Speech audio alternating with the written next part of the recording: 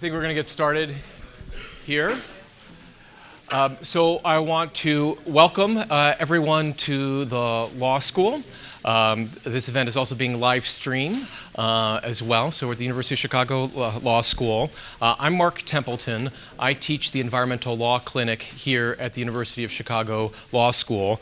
I am also fortunate to be a member of the Energy Policy Institute at Chicago, which brings together scholars and researchers from across the university to discuss, debate, analyze important issues related to energy and environmental policy. And I want to thank EPIC for their support and thank the Environmental Law Society at the law school for their support for this event as well.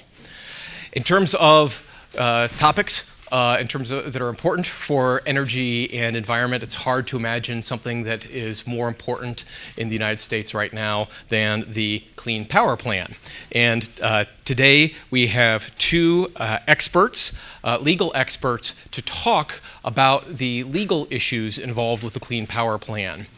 As some of you may know, and I'll explain a little bit more about the details of the plan just to tee this up in a second. The Supreme Court put a stay on U.S. EPA moving forward with the rule. Then Justice Scalia died, and that in itself has not changed the process.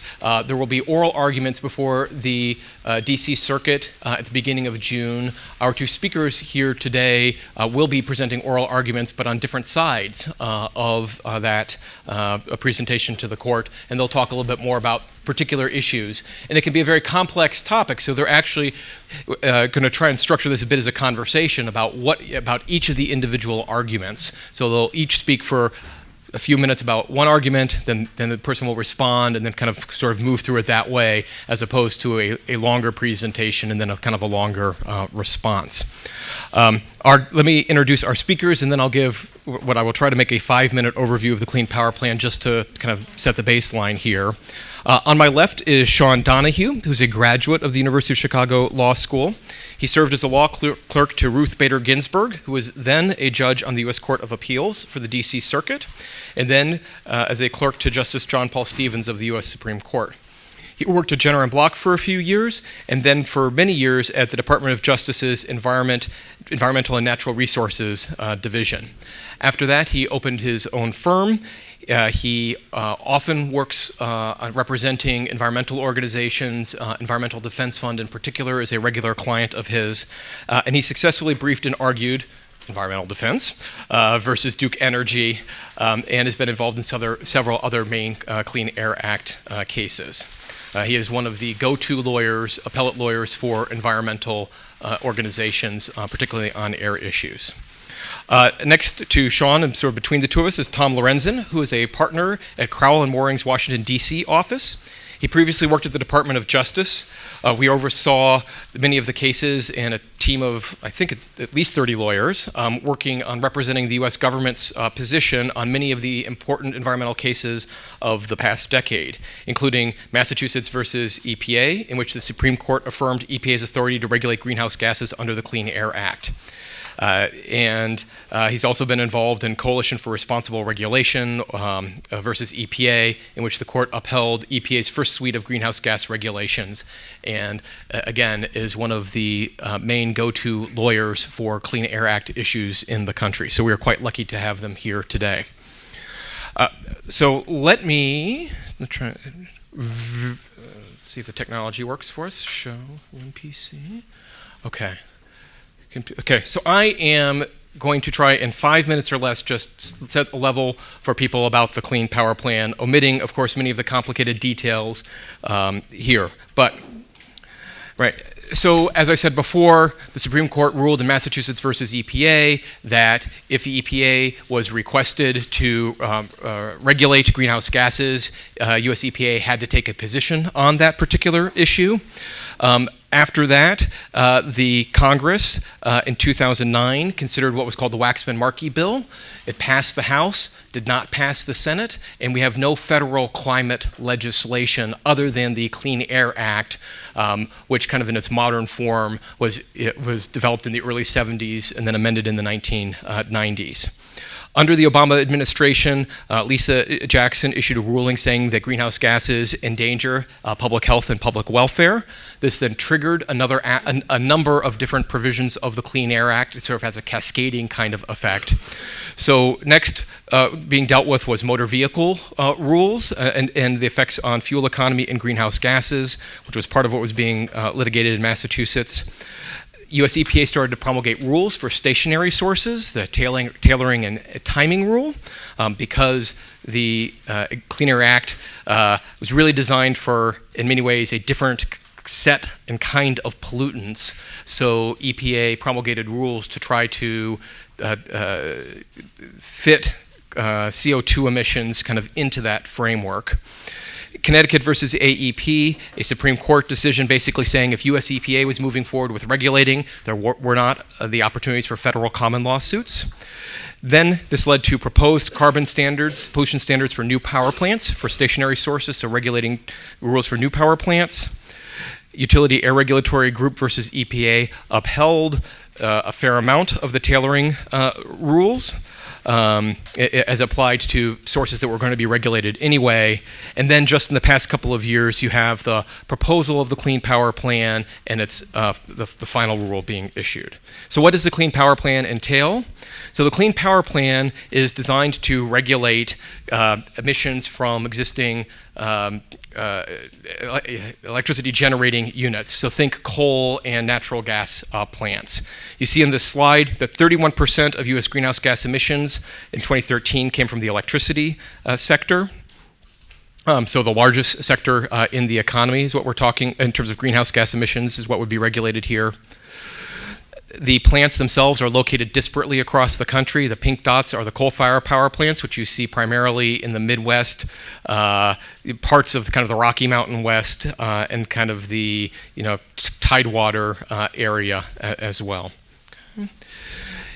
One thing which EPA talked about when they were promulgating the Clean Power Plan was the fact that many states and municipalities have already started to enact measures to encourage the use of renewable energy or energy efficiency or put other climate kind of limits into place. And so there's already kind of downward pressure on CO2 emissions through those measures. And markets are speaking. Natural gas prices have dropped significantly over the past decade, and natural gas is now actually displacing coal as a source of electricity generation. So those are some of the macro issues. The Clean Power Plan, I'm going to walk through a couple of the elements here and then turn it over to our speakers. The first is that EPA determined the targets based upon 3 building blocks. They had to determine what's the best system of emissions reduction that this needs to be met. So the first one is basically operate coal power plants more efficiently. The second one is basically substitute natural gas for coal, so run natural gas more than it's currently being run. And then the third is basically use zero emitting sources such as renewable energy in place of coal-fired power plants, fossil fuel-fired generating units. Okay. Each state has to come up with its own plan. This is just the nature of the Clean Air Act and the section that there's regulation. Each state must come up with its own way of regulating sources, and each state has its own target in terms of what level of emissions reductions it needs to come down to. Some states have to come down more relative to others. Okay. If a state does not promulgate its own plan under the Clean Power Plan, then the federal government has the authority to come in with what's called a federal implementation plan to essentially force compliance with this aspect of the Clean Air Act. There are a couple of key design choices. Sources can be regulated on the basis of what's the rate of emissions or on the basis of mass, which is the total amount of emissions. And the plan can have no trading, so each source must come down on its own. There could be some trading, or there could be lots of trading. And people think generally that economically, it's much more economically efficient for there to be lots of trading. But at the end of the day, each state gets to set its own plan in terms of how it wants to handle that issue. Right? There's a lot of complexity here. This is just at a very high level. At a high level, some of the choices that states have in terms of whether they want to go mass versus rate and how they want to think about other issues such as new sources.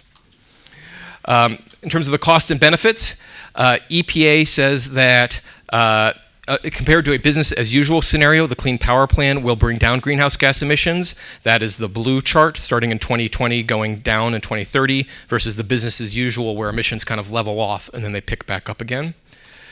EPA has calculated that the costs are $8.4 billion, but that the climate benefits worldwide are $20 billion, and that the health benefits from reducing all the other pollutants that are emitted when coal-fired power plants burn coal is another 14 to 34 billion. There are also some other unestimated benefits as well. Okay. The original schedule, right, was that EPA finalized the rule last August, published shortly thereafter. States were going to have to submit initial plans this September and then final plans 2 years after that. And then there was going to be this kind of glide path by final implementation in 2030. But again, due to the legal challenges and the Supreme Court granting a stay, we kind of don't know exactly what's going to happen with the timing or even with the details of the plan itself. So that's a very quick overview of the Clean Power Plan. And at this point, I will turn it over to Tom and Sean, who are going to talk through a set of the different legal issues involved. And because Tom represents the Rural Electric Cooperatives and Edison Electric Institute, who are challenging the rules, I think the basic approach is going to be, Tom's going to speak about an issue, and then Sean, representing the environmental interveners, will kind of give the environmental and EPA position on these issues. Does that sound right? That sounds good. Great, and you guys are wired. So. Thank you. And we'll have enough time for, typical law school format, 35 to 40-ish minutes of discussion with the panelists. We'll take questions at the end. And if people have questions, you want them along the way? Or please, yeah. I think that'll be easier for people to understand as well. So if you've got questions about any of these issues, please ask. Okay, thank you all. Just to start things off, I should note that in the litigation, it's the National Rural Electric Cooperative Association, Edison Electric Institute, while a commenter on the rule did not challenge it. So lots of differing interests here. Everyone, I assume, has this basic familiarity with the Clean Power Plan and not much more. We'll try and keep things at a relatively basic level, but if you want to delve into more detail, bring it on. Unfortunate, but let's go. As I see it, there are basically 6 buckets of issues in this case. I mean, there are actually many dozens more, but there are 6 major ones that Sean and I will talk about today. Starting at levels of generality down to the more specific, we start with what we call the 112 exclusion issue. Then we move on to the definition of the best system of emission reduction and whether EPA can go outside the fence line or must stay inside the fence line. Third is what we call federalism issues. Has EPA in any way overstepped its statutory role here and intruded on the role of the states under Section 111D? Next is what I call a notice and comment issue. EPA is required to give notice of a rule before finalizing it. Is this rule so entirely different from the proposal that no one could reasonably have commented on it, and therefore must it be sent back to the agency for a new round of notice and comment?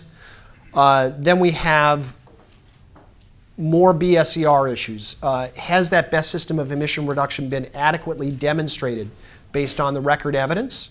And has EPA shown that the emission standards can be achieved by the sources that have to comply with them? And finally, sort of rounding things off, and I don't know if we'll get here today, we have constitutional issues. Has EPA somehow impermissibly commandeered the states in this rule? And it kind of circles back to the issue of federalism. I think that there are many more issues, but those are the 6 that will be argued in June. So with that, I guess we start with Section 112. And this is a law school exam in the making. If you haven't had it yet, you will at some point, or you'll give it to one of your students someday when you're a cool law school professor. Many of you are too young to remember Schoolhouse Rock. Others may know it. But there was one, I'm just a bill up on Capitol Hill. Yeah, some of you are nodding. There is a process for enacting legislation in the Congress. The House passes a version of legislation. The Senate passes a version of legislation. The two are often quite different from one another, and they go to a conference committee where the differences are reconciled. And a single version of that bill then goes back to both houses. They vote on that reconciled version, and that is the bill that ends up on the president's desk and gets signed into law or vetoed. That didn't happen with Section 111D. In 1990, when Congress amended Section 111D, there was a Senate version and a House version. The two are different, and for some reason, no one noticed in the conference committee that there were two versions. They both got put in the bill that went to President George H.W. Bush's desk, and both were signed into law. Under some views of the case, under my side's view of the case, how you reconcile those two different versions can have profoundly significant profoundly significant determinative outcomes for this case. Under the Senate version basically carries forward the pre-1990 bucket approach to pollutants. Certain pollutants are regulated under Section 108 through 110, criteria air pollutants for which we have national ambient air quality standards and state implementation plans.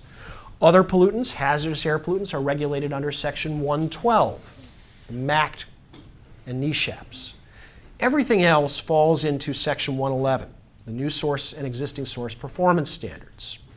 The Senate version carried forward that pre-1990 approach. The House version, as read by the challengers to the rule, departed.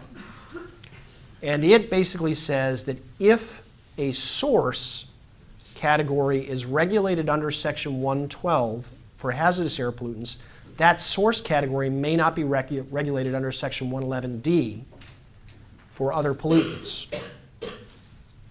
So power plants have, since 2012, been regulated under Section 112 for their mercury and other air toxics emissions under the mercury and air toxics standards.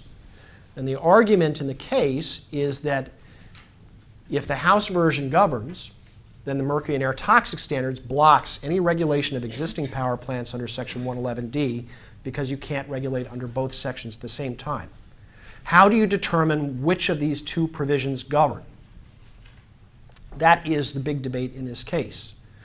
The petitioner's view is that the House version governs. Under legislative drafting rules and rules of legislative interpretation, one takes substantive amendments first and applies them to legislation and then applies conforming amendments afterwards. The House version, which is substantively different than the pre-1990 version, is a substantive amendment and therefore is applied first to the legislation. Once you have applied that House version to the legislation, the Senate version, which merely relettered and renumbered things according to revisions in the statute, became moot because the provisions it was relettering and renumbering didn't exist anymore.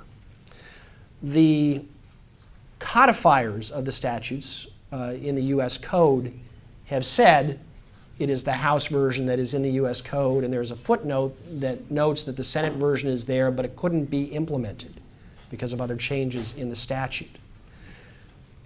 So the big debate is going to be, does the House version in fact govern? And if it does, what is the correct interpretation of that House version? And for that, I want to turn it over to Sean. Thanks, Tom. So Issue I one. just want to first restate what the claim is here. The claim is that because power plants are subject to regulation for certain pollutants, such as mercury, Congress decided to exempt their emissions of other pollutants. It's like, okay, we're regulating you for some unhealthy, dangerous, public health and welfare impairing substances. We'll give you a break on the others. That's a very odd thing. The Clean Air Act doesn't do that anywhere else. And in fact, the whole purpose of this 111D provision that's the basis of this rule was to capture pollutants that weren't covered, weren't regulated under the two major programs for national ambient air quality standards for certain very common pollutants like particulate matter, sulfur dioxide, and then the second program, air toxics, hazardous air pollutants. That's section 112. So the claim here is that Congress decided that it would be enough to regulate hazardous air pollutants, but not others. We think that's an extremely surprising intent to ascribe to Congress in 1990, which was all about making the Clean Air Act tougher, putting the screws to EPA about regulating more substances faster. The idea that Congress would have quietly, with no indication that this was its intent, exempted a whole category of pollutants. We think it's just extremely implausible on its face. It's like saying that because a restaurant is subject to the fire code, it doesn't have to it doesn't have to comply with food handling requirements because it's subject to the fire code. It doesn't make a lot of sense. We don't agree that everything turns on this fascinating legislative process dispute about whether the House amendment or the Senate amendment. We think in both of them, Congress was saying regulate pollutants under 111D where they're not covered by the other programs. That's what it had meant before. Congress made some changes to toughen 112 as to hazardous air pollutants, but everybody agrees CO2 is not classified as a hazardous air pollutant. So we don't think that whatever its academic interest, this issue has very much strength to it. Just a couple other points. In the American Electric Power case, which I will talk about several times because it's a key part of the background of this case, that was a case where states, New York and Massachusetts, some other states that whose governments were worried about climate change, filed a nuisance suit against large emitters, power plants in the Midwest and South largely, companies that owned a lot of the generation. And they said, you are imperiling our people, and we want to call upon the federal judge-made common law of nuisance to impose restrictions on your dangerous emissions.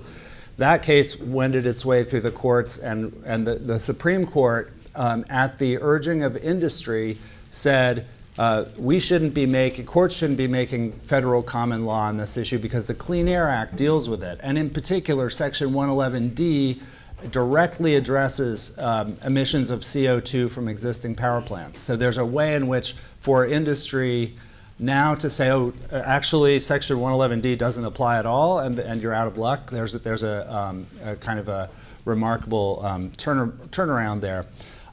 So anyway, this is a statutory construction issue. The stakes are high because if the petitioners are right, this provision, which everybody thinks, even industry thought, is the sort of most natural way of getting at CO2 emissions from plants. It's flexible, it's cost sensitive, it doesn't have these sort of numerical thresholds that would sweep in very small sources that the Supreme Court found problematic in another context. So if they were right, this would be a really big deal. And it's a central issue in the case. The petitioners have pushed it very hard.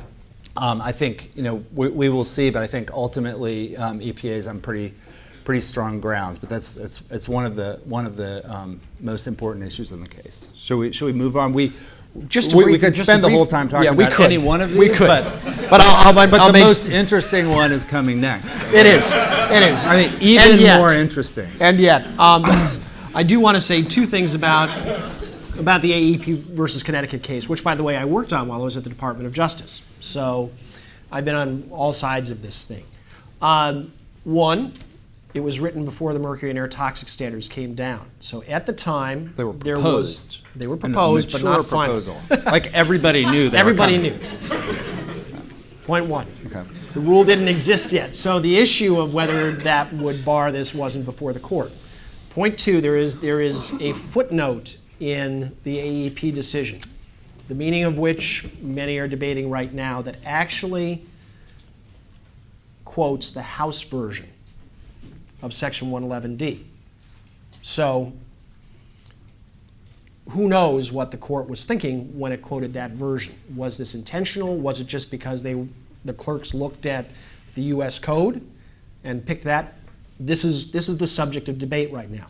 There's two really fascinating issues with the 112 argument that I think is of academic issue and maybe relevant to the court's decision. One is where you have this kind of error in the drafting of the statute. Who is it that decides which is the governing version of it, or how to reconcile them?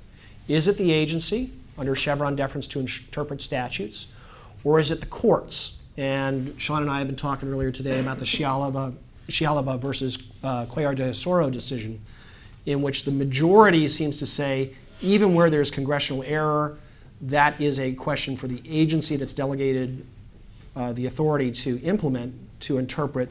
The dissent, including Chief Justice Roberts, says no, where you have that kind of error in drafting, there's no intent to delegate, and it's the courts that decide. That may not be determinative of the outcome here, but who decides is very important. Then you get to the next question, which is, assuming you determine the House version governs, who then determines what the House version means? Now you're getting into much more traditional Chevron ground. So there's two different sort of deference questions involved in this. And with that, I think we should move on. We should move on. Respond. So the second issue in the case, and I think that Sean is right, this is really the heart of this case, and it in fact is now going to be, under the proposals, I think the first issue argued, rather than that threshold section 112 issue, is what does this term, best system of emission reduction, mean? It's undefined in the statute. This is all we have to go on. Does it allow EPA to craft something that essentially locks into regulation what industry is doing voluntarily, which is generating more from lower emitting and zero emission sources, which in turn requires shifting of generation between sources? Or is it a term that is specific to the individual source? And you need to look at the statutory definitions here. This is in a section of the statute called New Source Performance Standards. And the definition of a source is an installation, a building, a structure, a facility. There is a separate definition in the section for owners and operators of sources. And what EPA has said in this rule is that a source by itself is just an inanimate object. It doesn't do anything itself. It is the source's owners or operators that take action. And therefore, we can require those sources, owners and operators to shift generation, to invest in low emission or zero emission generation resources, and to purchase allowances from those other sources to bring down the emissions of that particular coal or gas-fired unit. And so this is what we call the inside the fence, outside the fence debate. Is EPA limited to those technological and operational measures that can be implemented at the individual source, with blinders on towards all other sources and what they might do, whether owned by the same company or by other companies? Or may EPA look to what the electric system is doing right now, which is, it's an intertwined system of generation and transmission, where electricity is generated in one place and is transmitted to many places in the country. That is the essence of this debate. Yeah, so I think our EPA's view and that of its supporters, which include a bunch of states, environmental and health NGOs, and some power companies, basically support EPA's view that what the statute directs it to do is to go out to look at a particular source category, and their source categories differ greatly in their operations and economics, et cetera, and figure out what's the best system in the context of that particular set of facilities. When you're talking about the interconnected electric power grid, you have certain characteristics that are pretty unusual and that really favor the kind of approach that EPA has taken. And EPA says, when we look out at what's really going on in industry, and it's important to note that this rule, as important as it is to reducing emissions and complying with our international commitments, et cetera, it's very much building on and continuing trends that are already forcefully visible in industry. For example, we've dropped, like this rule is supposed to deliver a 32% reduction in CO2 emissions from the sector by 2030, measured against 2005 levels, but we're already about halfway there based on industry trends, the replacement of a lot of coal generation with natural gas and renewables, and some state programs that predate the Clean Power Plan. So EPA's view is, if you look at the language of the statute, best system of emission reduction, taking into account various factors, including cost, that's an inquiry about the facts of the sector. And this is what actors in this industry actually do when they want to reduce costs. And in fact, even as the opponents of this rule have urged that EPA is required to kind of draw a line around a particular facility and only think about measures that could be sort of consummated within the bounds of that facility. They claim that that's what the statute requires, but they simultaneously claim once you've set the stringency of the standard that way, you have to let us comply by generation shifting to lower emitting sources, because that's cheap and that's what we want to do. That's more efficient. But EPA says, wait a minute, the way you want to comply is also the cheapest, most rational, sensible, and common way of actually reducing emissions, and the statute lets us take account of that. And so that's perhaps the core dispute in the case is whether EPA's consideration of the potential for reducing emissions, because whenever you power up another generation facility that is going to put electricity on the grid, you're going to displace power from someone else because the demand, we're assuming demand's constant. And so one way of reducing emissions from these high CO2 coal plants is to increase emissions from renewables and from natural gas. And that's two of the central sort of mechanisms that EPA relied on in this rule. Yes, sir? Can we talk about why Chevron deference doesn't make this sort of a moot point? Or what limits the EPA right now, or potentially right. I mean, so the challengers claim that the statute unambiguously prohibits its approach, and they don't have a particular phrase, but they sort of have a set of phrases that they say paints a picture that was Congress thinking about one polluting facility, not this network. These sort of and that's clear. And as you know, courts sometimes say an agency interpretation is ruled out by statute, even when there's not sort of a express statement. Congress says to the agency, you shall not do X. And then I think they would also resort to the second Let me prong. tell you industry's view on this thing. I mean, we do have some Supreme Court precedent that may be applicable here. The Utility Air Regulatory Group versus EPA decision, 5-4 decision that upheld most of EPA's first suite of greenhouse gas regulations, but not all of it. And one warning that the Supreme Court made there, and I will note, it was a 5-4 decision. And the 5 included Justice Scalia, who is not with us anymore, but the decision is still there. And the court said there that we will look skeptically upon EPA attempts to find authority to regulate broad swaths of the U.S. economy based on vague congressional language. In other words, absent clear congressional direction.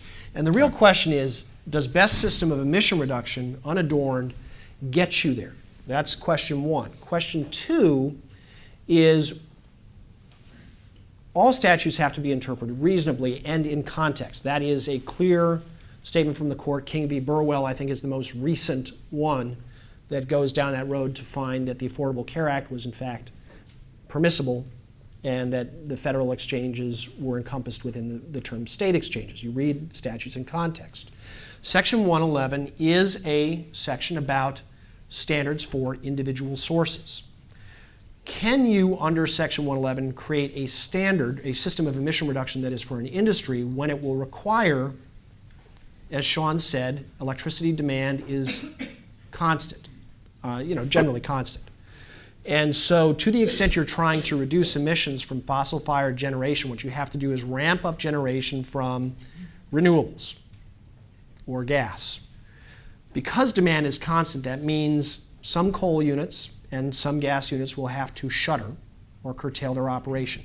Is it permissible for EPA under a section that is about emission rates to effectively require some units to shutter or curtail operation?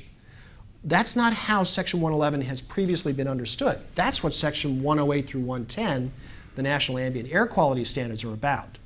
You have a set cap of safe emissions of a pollutant, and within that cap, the states have the authority to determine which sources must curtail their operations, which must shutter, which must install controls in order to get you down to that emissions cap.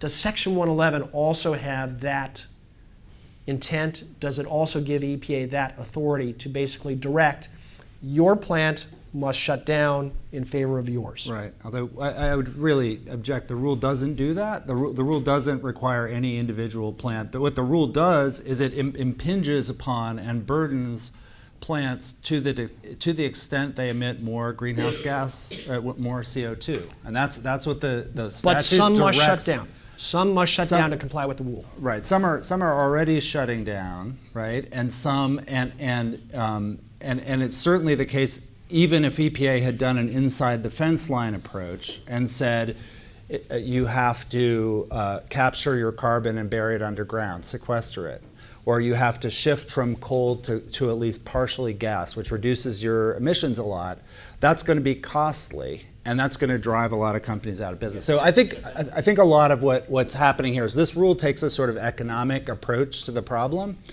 And the question is, does the statute rule that out? And for me, the guidepost, rather than the UARG decision, which was really about the mismatch between this permitting program with relatively low tonnage thresholds and a pollutant that's really emitted in vast amounts, unlike most other pollutants.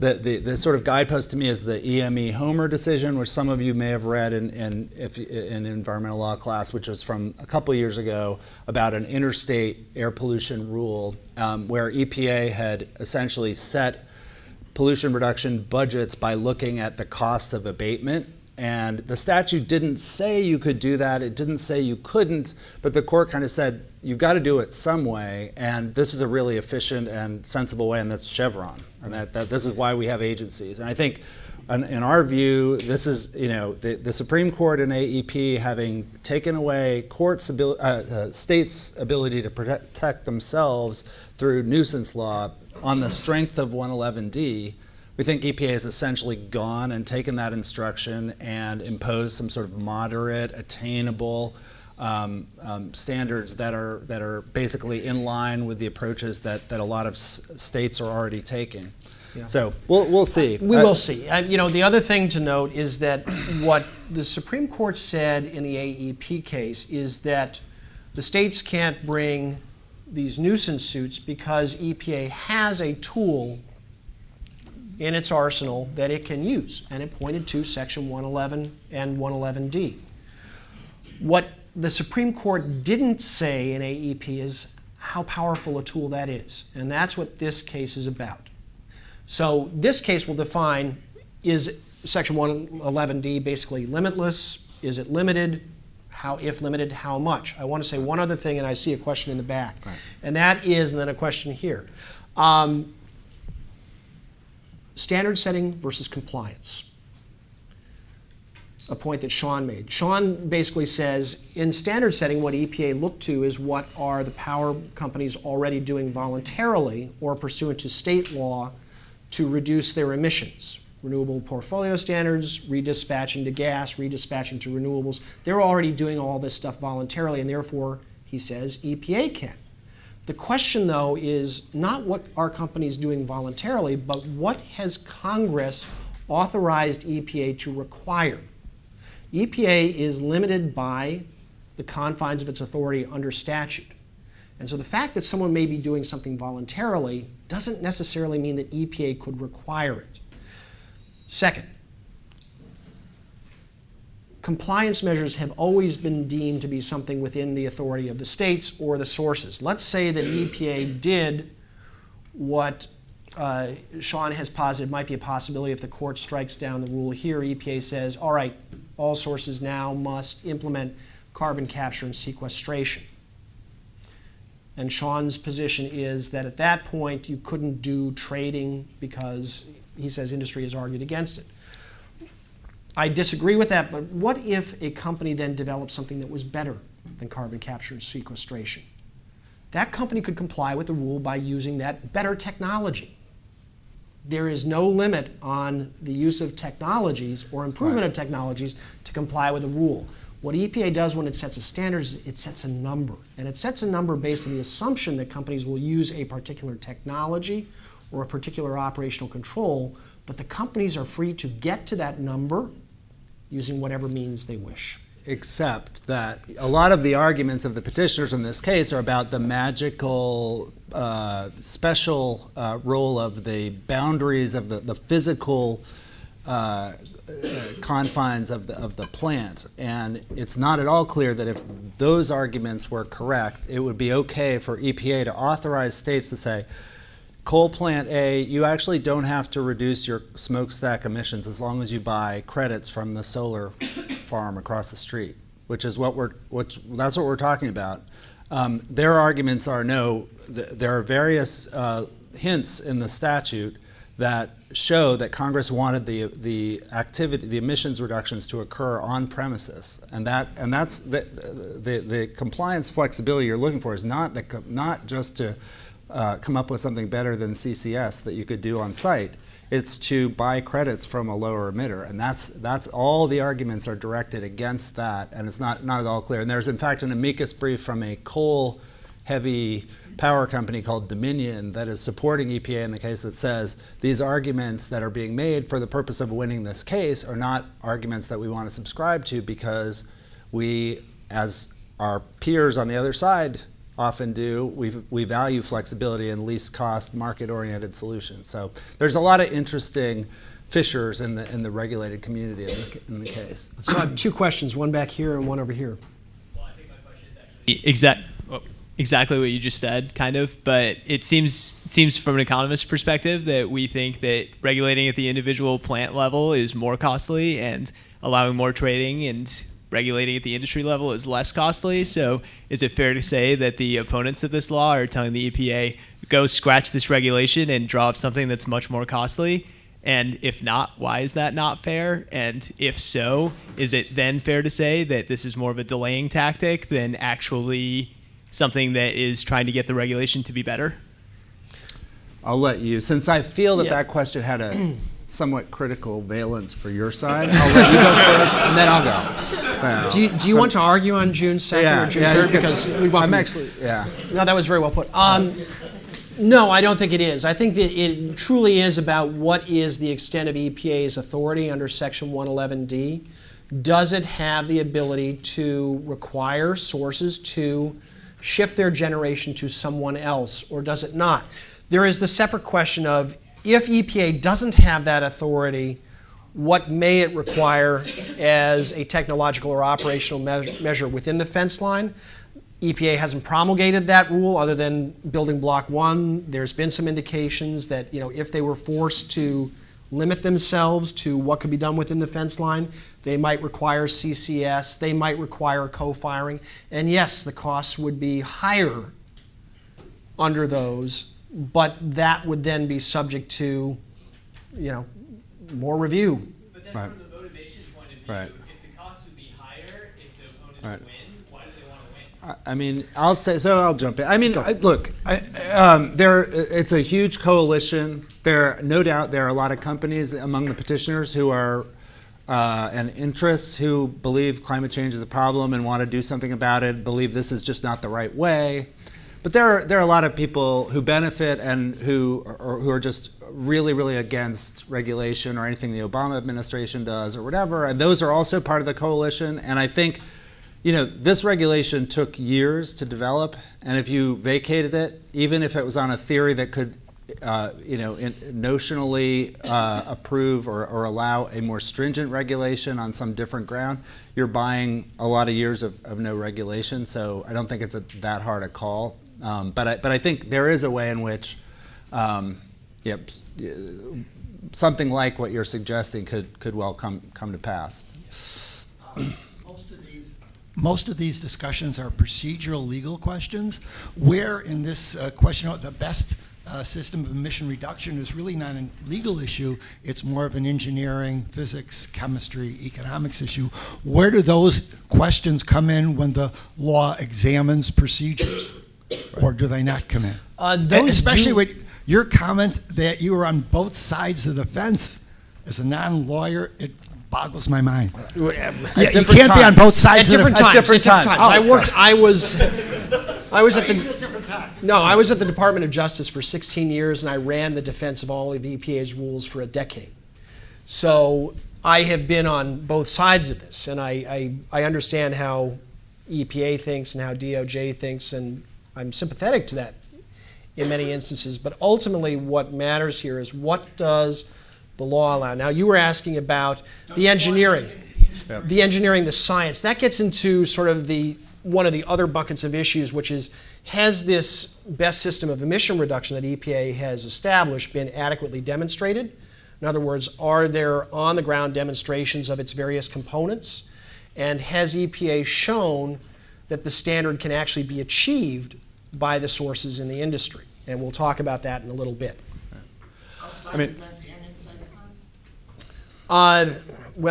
Technologically, inside the fence, you have heat rate improvements, at least as proposed in this rule. Inside the fence won't work.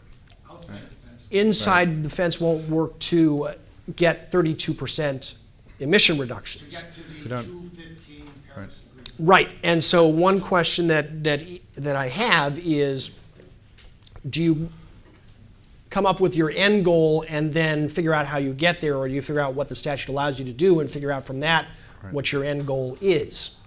It's, do you work from top down or bottom up? Two different ways of approaching this thing.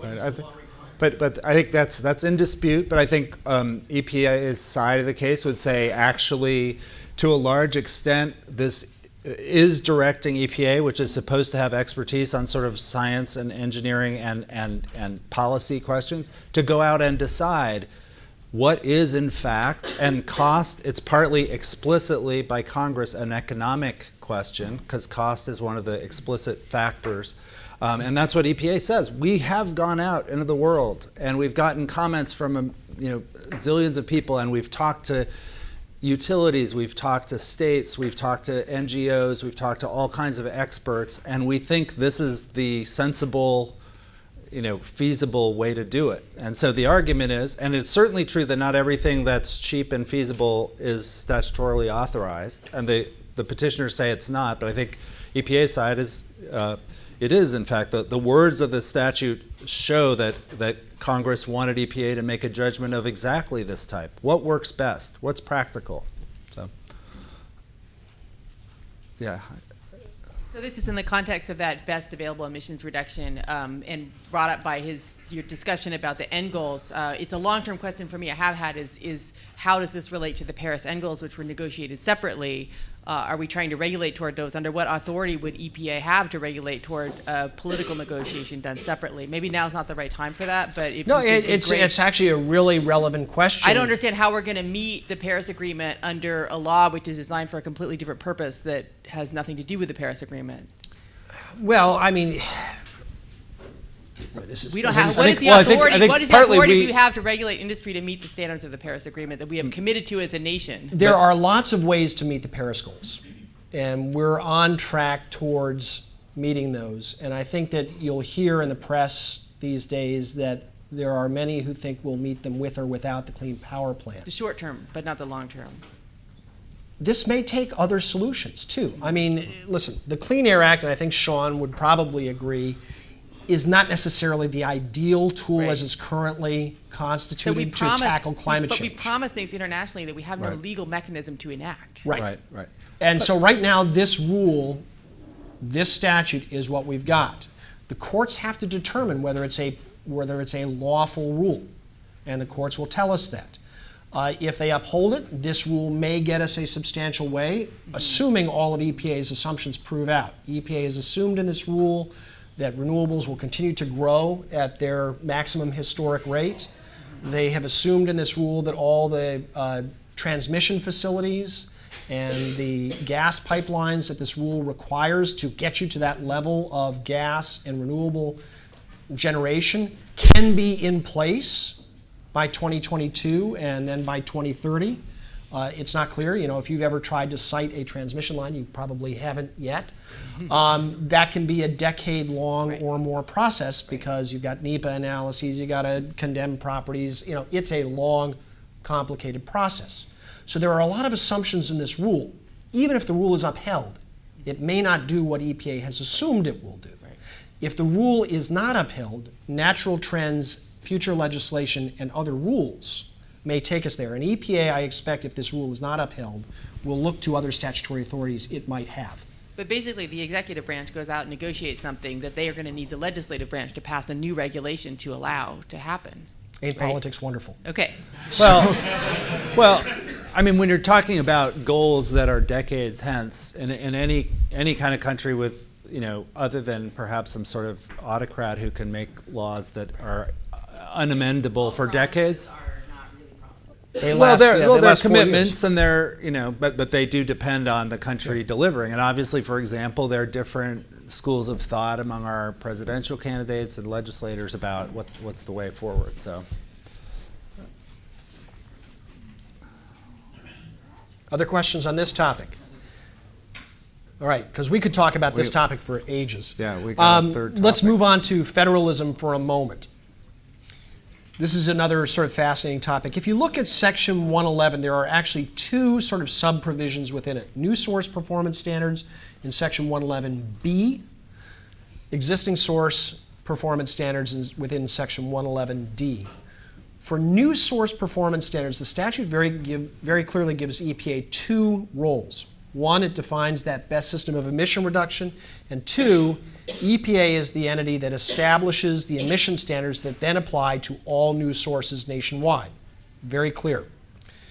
Section 111D is worded quite differently.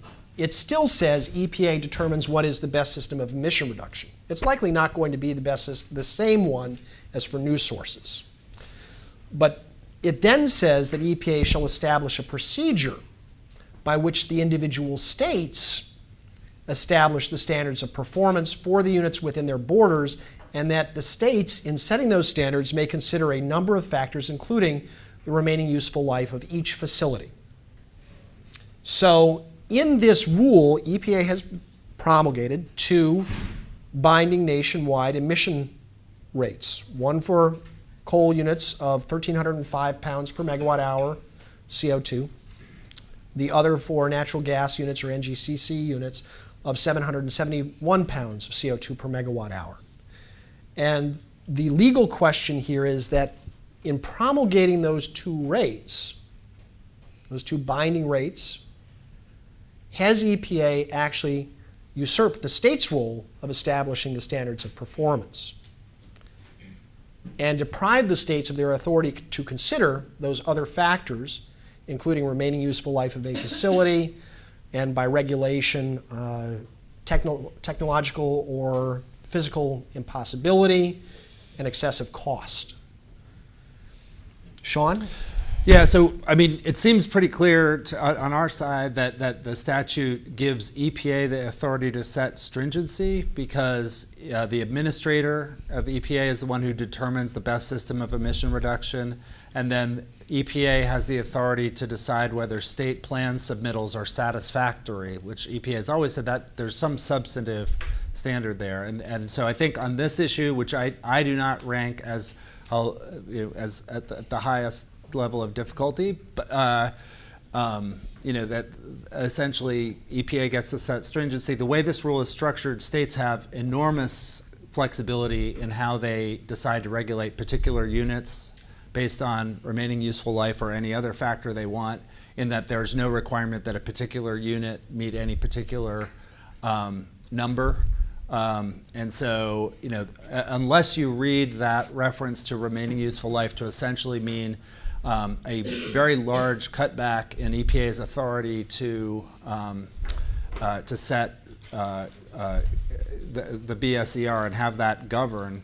I don't see this one and given how flexible the rule is with all the choices that states can make, including the choice to really give some subset of sources a complete break and regulate more stringently in others, and that's the key right there, is Right. that normally the inquiry about giving, and when I say normally, I'm saying under Section 111D in the past, when you give one source a break because, well, let's just take a typical NSPS where you've announced a particular technological control, a scrubber that would be installed on a power plant.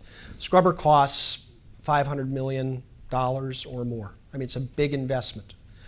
EPA promulgates a standard that says install a scrubber and you're going to get this level of emissions of your pollutant. But the states, in going through source by source within their borders, get to say, you know what? This particular source is only going to be operating another 5 years. It doesn't make sense to require a $500 million investment for just 5 more years of operation. Therefore, that source either has to do something less or doesn't have to do anything at all or gets more time. That's the way the law has worked and EPA's regulations work. The problem here is that the rule says if you give that source a break, now you have to make everybody else in the state do that much more because the target for the state stays exactly the same. So now everyone else has to do what I call BSER plus. They have to do more than what EPA has determined to be a BSER because one source can't do it. And I think this is a significant issue because I could see a court under some hypothetical circumstances saying, you know what, the BSER may be okay, lawful under Chevron, but EPA, you need to let the states go through source by source and determine how much of that BSER each of them can do.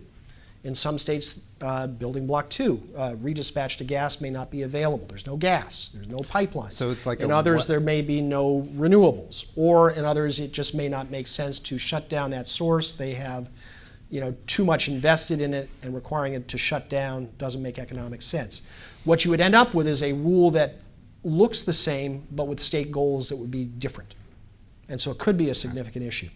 Right. Well, we'll see. I mean, I think that kind of procedure, it sounds like states are given a sort of one-way ratchet to just exempt sources from the stringency that EPA has set. And I don't think that's what the language suggests. And it would seem like if Chevron applies to this, certainly a way of taking remaining useful life into effect is to decide that some subset gets less stringent regulation while the overall stringency is maintained. And that is where I think EPA's authority to review these state plans and approve or disapprove them comes into play. Because if a state has been playing fast and loose with removing facilities from the standard based on their consideration of the factors, and those aren't well founded, EPA has the authority to disapprove and impose a federal plan. So there is a tool for keeping the states in line and record-based in their decision-making. It's not just a one-way ratchet. It's a state decision with EPA oversight, as are many other provisions of the Clean Air Act, the Clean Water Act, and others.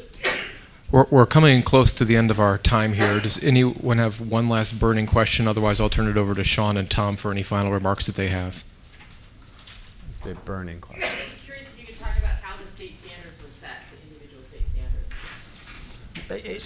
So that process is, under the rule, that process will be ongoing. The Supreme Court stay, complicated, obviously. A lot of states are taking the position they don't have to do anything. Wait, Other states... I want to make sure you've got the question. Yeah. Were you talking about how the state plans are developed or what the state Oh. standards were, the emission goals, the individual Oh. emission goals? Okay. Illinois has a deep reduction even though we're already half carbon. Yeah, that was a Okay. pure mathematical calculation. They looked at the percentage of gas sources in the state to the percentage of coal sources in the state. For fossil only. So those numbers. For fossil Yeah. only, applied the two rates, 1,305, 771, in accordance with their proportions, Okay. and came up with a number. Very different from the proposed rule, which had a very complex formula for determining the state Unique. rates. Yeah. So the numbers that Mark showed apply only to existing fossil Yes, So that's it's correct. A fraction of the state's electricity. Yes, only applies to the fossil fuel fired plants within the state. Perhaps I misspoke then. Did I have that The right? point for that was Yeah, at least yeah, states I think states you're have right. I states thought- I have thought it different was different states' percentage reductions. Was kind Yeah, of the, based was kind of on point. the relative percentages of gas versus coal Right. in the state. That's the only factor. Renewables are not taken into account at all in setting that. Right. It still seems quite harsh on Illinois to punish us for having lots of coal and we offset it with nuclear, right? So Illinois has its steepest reductions in the states. It's in the category of the maximal reductions, even though we have about the minimal carbon per electricity generated right now across the state as a whole. And this is, one of the issues in the case is what about those states that made, for instance, early investments in renewables and that aren't being given credit for that? But that seems quite manifestly something that, if I were Illinois, I would take a seat under that. And many states have brought To suit. pay for those nuclear plants. Yeah, many states have brought suits on that basis. Illinois is supporting it. But. Yeah. Illinois is supporting it though. Any final comments from you guys on this? No, I'll just say,